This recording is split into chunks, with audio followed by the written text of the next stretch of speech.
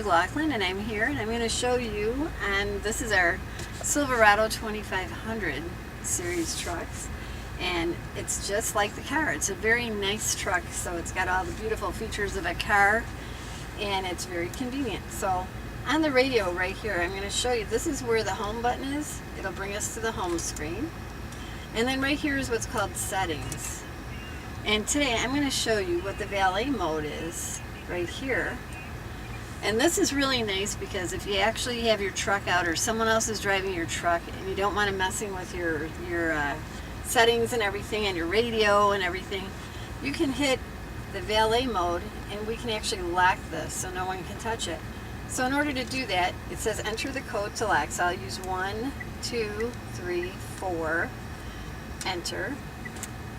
Then it says re-enter the code and then press lock. So I'll hit 1, 2, 3, 4 and lock.